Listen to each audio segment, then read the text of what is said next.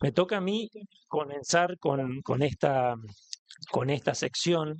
Los cuatro tópicos que se van a tocar son sumamente interesantes. Por ahí a mí me toca exclusivamente actualizar y resumirles un poquito algunas indicaciones, algunas novedades que hay en la última guía europea de fibrilación auricular, que fue presentada ahora hace muy poco en la ciudad de Londres entre el 30 de agosto y el 2 de septiembre.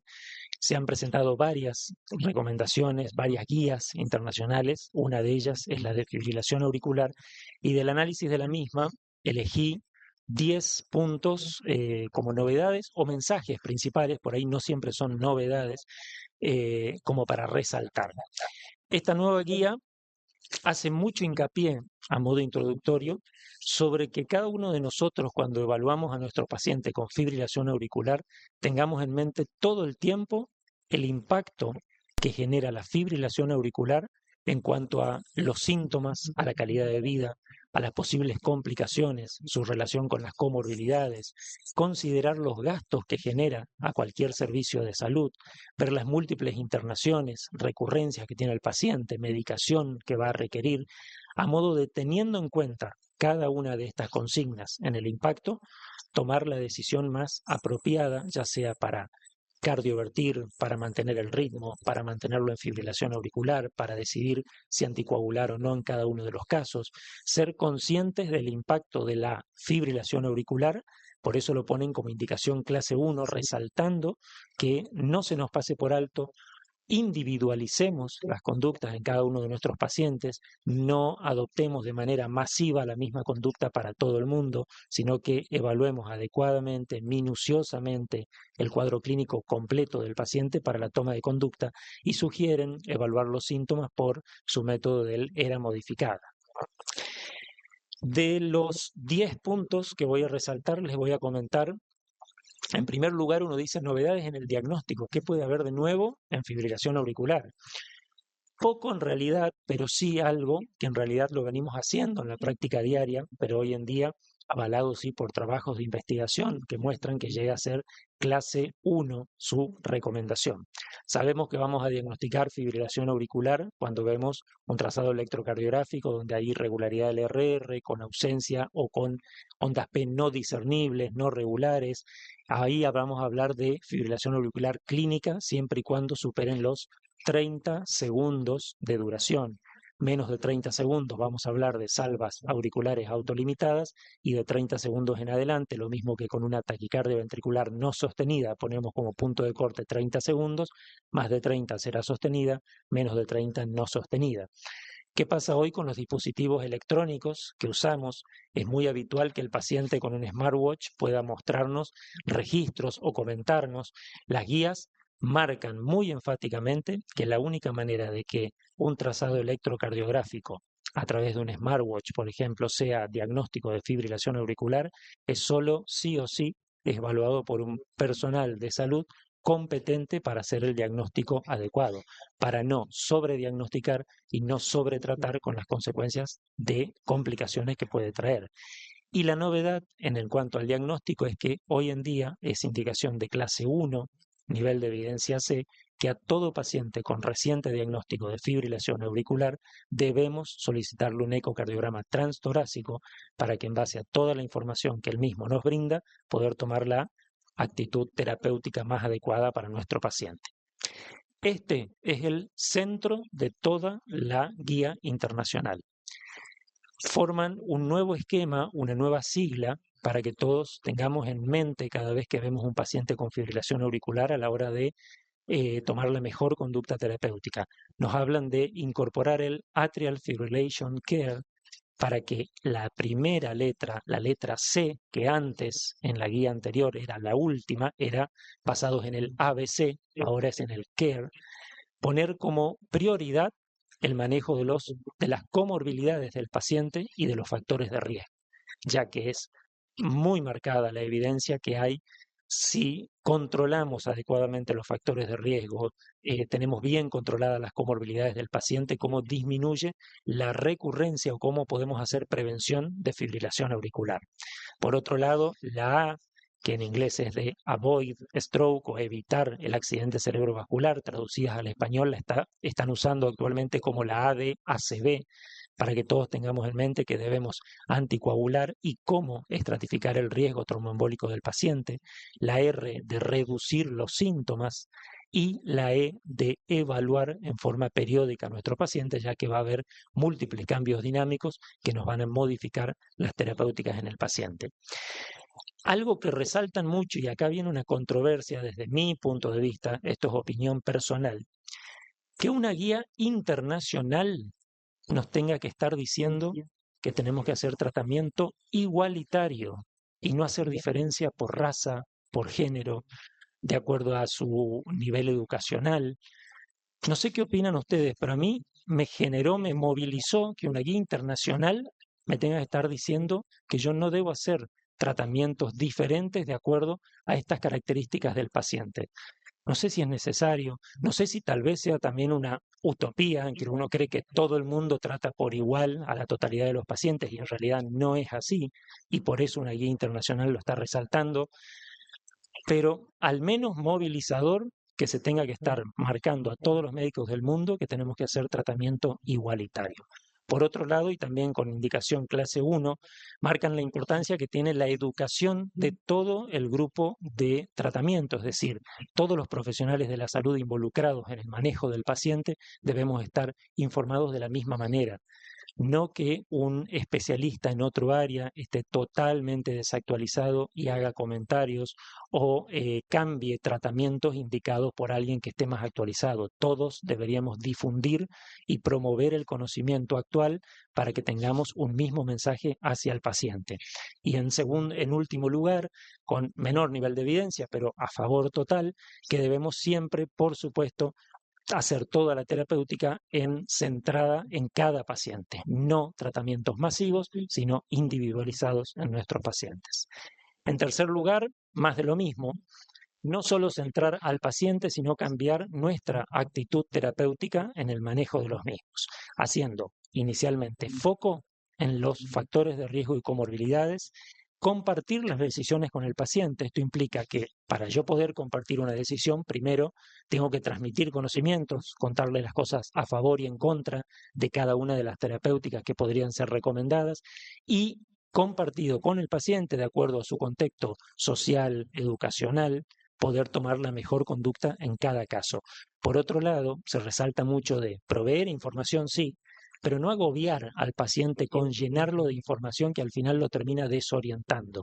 Darle la información justa y necesaria para que pueda discernir y ayudarnos en la decisión compartida.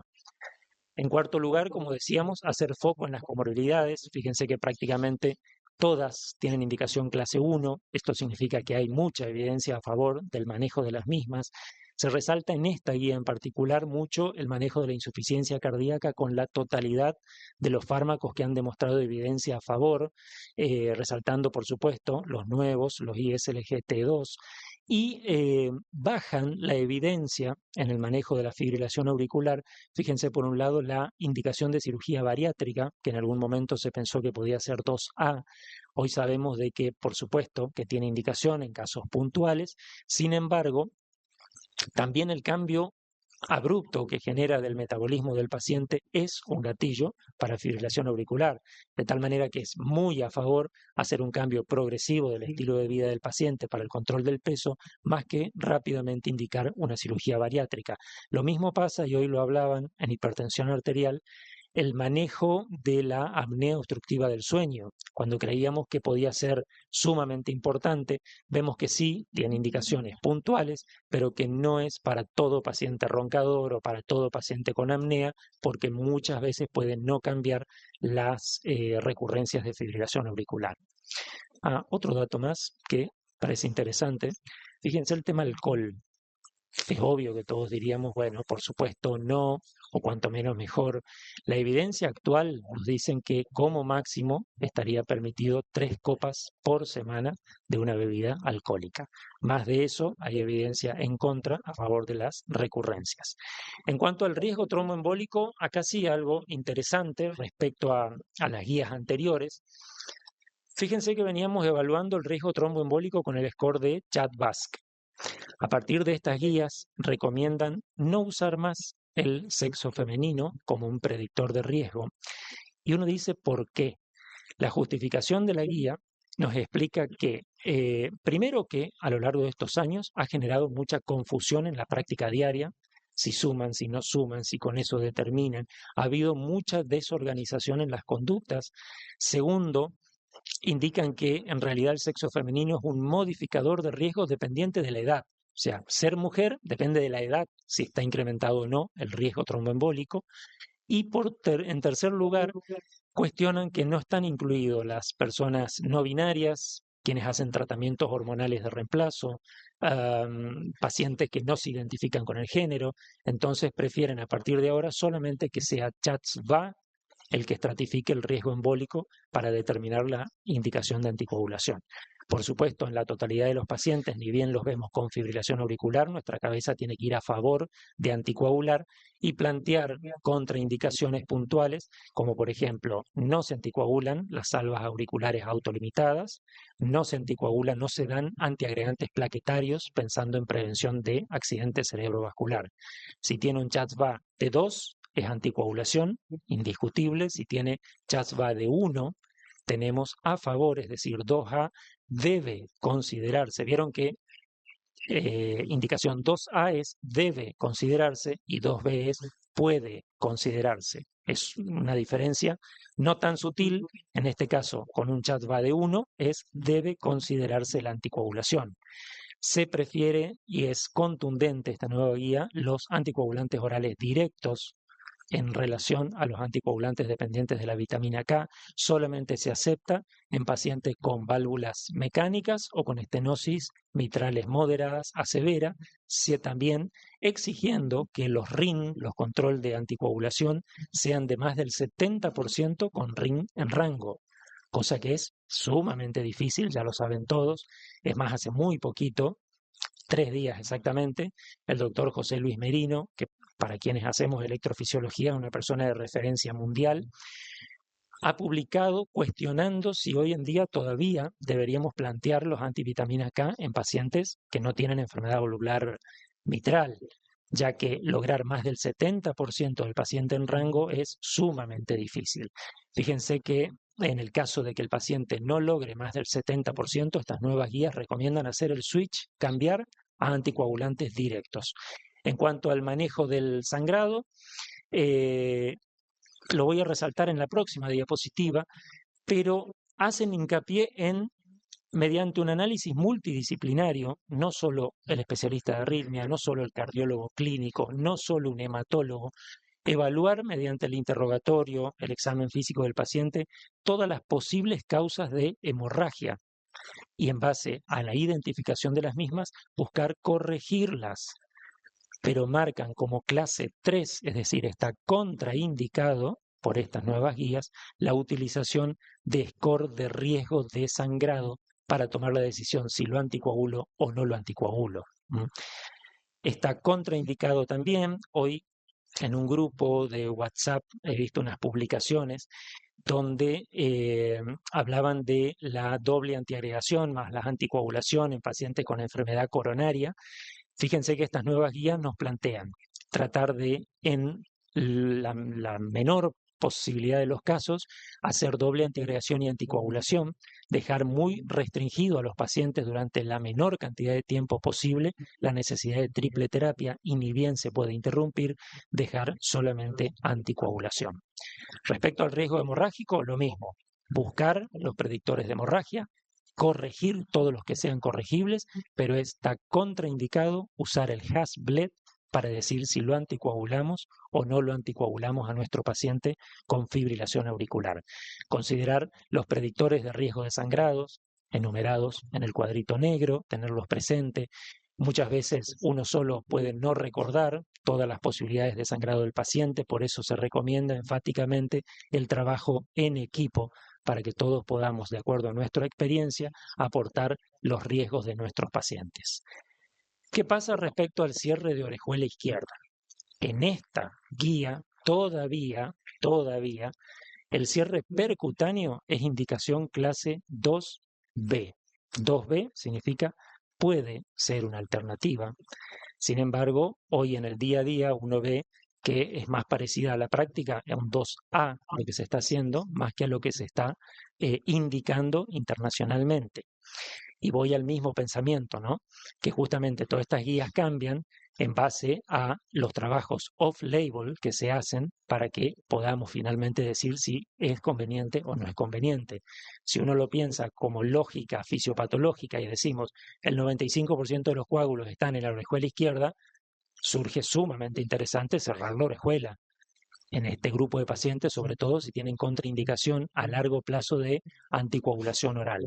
Sin embargo, para las guías, el cierre percutáneo sigue siendo 2B.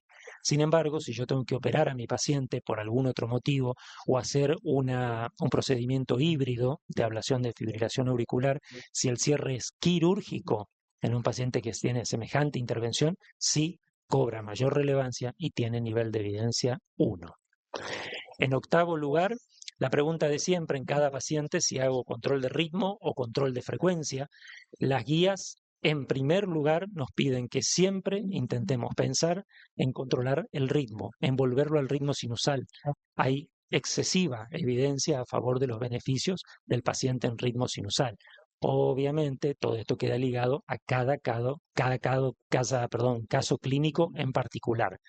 Fíjense que si el paciente tiene una fibrilación auricular, primer diagnóstico, primera vez que lo vemos y realizamos el diagnóstico, te recomiendan hacer una cardioversión, ya sea farmacológica o eléctrica, si el paciente está asintomático, o lo que está muy a favor ahora, el wait and see, durante menos de 48 horas, esperar, controlar frecuencia ventricular y ver si hay reversión espontánea. En el caso de los pacientes con fibrilación auricular paroxística, hoy en día tenemos la misma evidencia a favor, clase 1, de hacer fármacos antiarrítmicos o, como primera línea, indicar la ablación de venas pulmonares. Es una alternativa con igual eficacia e incluso, en muchos trabajos, con mayor eficacia la ablación que los fármacos antiarrítmicos. En el caso de que haya una recurrencia de fibrilación auricular después de alguno de estos dos intentos, ahí sí, el único que tiene clase 1 de indicación es una reablación de venas pulmonares, cosa que no es de primera línea en pacientes con fibrilación auricular persistente. Y finalmente, para los pacientes en quienes vamos a dejar en fibrilación auricular, nuestro gran par de drogas amigas, la combinación de beta bloqueantes y digoxina, sigue siendo la elección para el control de la frecuencia ventricular. En el caso de pacientes que no controlan la frecuencia ventricular, están siempre arriba de 100 o 110 latidos por minuto, sintomáticos con deterioro de la fracción de eyección, son pacientes candidatos a, por ejemplo, ablación del nodo e implante de marcapasos. Actualmente las guías, en base a la evidencia que hay de desorganización funcional de la estimulación apical, recomiendan de ablacionarse el nodo por mal control de la frecuencia auricular, recomiendan directamente hacer terapia de resincronización cardíaca. Esto implica ya sea un bicameral, ventrículo derecho y ventrículo izquierdo, o estimulación de rama izquierda. Número 9, la cardioversión. Más que novedad, hay una sola novedad, más que novedad sí es resaltar la importancia que tiene la anticoagulación previa a indicar cardioversión eléctrica. En el caso de pacientes que ya vienen con anticoagulación por más de 3 semanas, nosotros podemos optar por cardioversión eléctrica o farmacológica de la misma manera, o podemos controlar frecuencia ventricular y esperar menos de 48 horas para ver si no hay una reversión espontánea. En el caso de pacientes que no vengan anticoagulados, nuestra primera conducta es iniciar la anticoagulación y dependiendo del momento, el motivo por el que está en nuestra guardia de emergencia, si podemos esperar solamente controlar frecuencia ventricular, paciente asintomático, sin disfunción ventricular, y que podemos volver a verlo dentro de 3 o 4 semanas ya con un perfil de anticoagulación de seguridad, recién ahí tomar la conducta de cardiovertir. Y si por otro motivo debemos cardiovertir intrainternación, recomendar un transesofágico para descartar la presencia de trombos intracavitarios. Un punto de corte interesante que antes siempre usábamos, decíamos, si tienen menos de 48 horas, podemos cardiovertirlo sin anticoagulación. El punto de corte a partir de estas guías es menos de 24 horas. Si el paciente tiene 24 o más horas ya confirmado el diagnóstico de fibrilación auricular, debemos avanzar como se indicó anteriormente, con seguridad, con anticoagulación antes o con un transesofágico antes de intentar la cardioversión. ¿Qué hay de nuevo en cardioversión? Lo único nuevo es que ponen como indicación 2A que podemos usar la cardioversión eléctrica como una herramienta diagnóstica en el caso de que nosotros sospechemos en consultorio que nuestro paciente está sintomático, con mala calidad de vida o que está deteriorando la fracción de eyección del ventrículo izquierdo por culpa de la fibrilación auricular. Si no hay otra causa que lo justifique y yo sospecho que es la fibrilación auricular, la cardioversión tiene indicación 2A como herramienta diagnóstica de esta causa. Por último, es indicarnos cómo hacer la reevaluación de nuestros pacientes.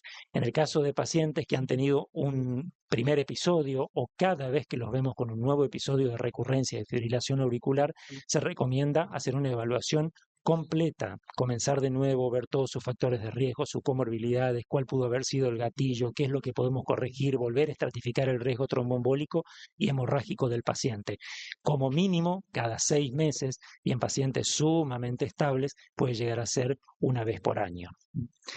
Por lo tanto, del 1 al 10 recomendaciones o mensajes que pueden ser importantes a tener en cuenta nosotros en el consultorio, realizar decisiones compartidas, y les presento un equipo de trabajo con el que realizamos decisiones compartidas todos los días en la residencia de cardiología, y de esa manera nos sentimos mucho más seguros y ayudamos mucho más a nuestros pacientes. Muchas gracias.